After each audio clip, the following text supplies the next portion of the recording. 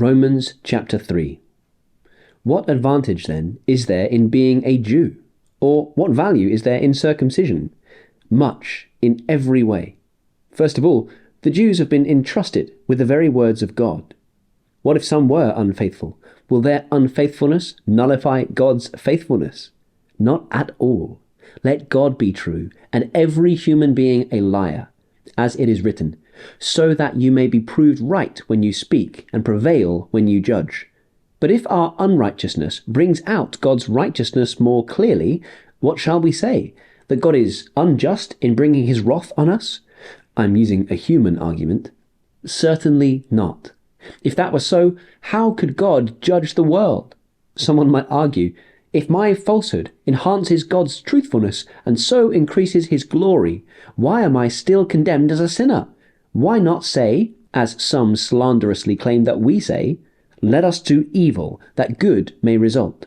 Their condemnation is just. What shall we conclude then? Do we have any advantage? Not at all. For we have already made the charge that Jews and Gentiles alike are all under the power of sin. As it is written, there is no one righteous, not even one. There is no one who understands. There is no one who seeks God. All have turned away. They have together become worthless. There is no one who does good, not even one. Their throats are open graves. Their tongues practice deceit. The poison of vipers is on their lips. Their mouths are full of cursing and bitterness. Their feet are swift to shed blood. Ruin and misery mark their ways, and the way of peace they do not know. There is no fear of God before their eyes. Now we know that whatever the law says, it says to those who are under the law, so that every mouth may be silenced and the whole world held accountable to God. Therefore, no one will be declared righteous in God's sight by the works of the law. Rather, through the law we become conscious of our sin.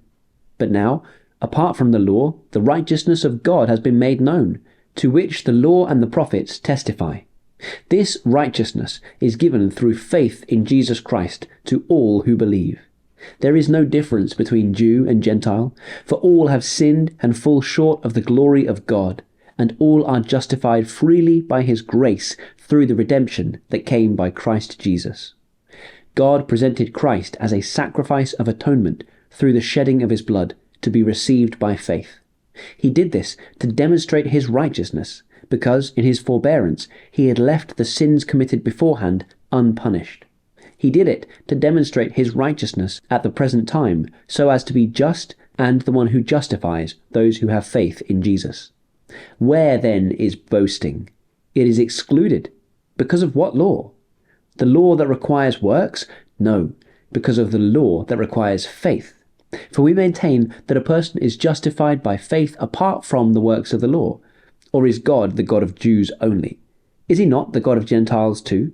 Yes, of Gentiles too, since there is only one God, who will justify the circumcised by faith and the uncircumcised through that same faith.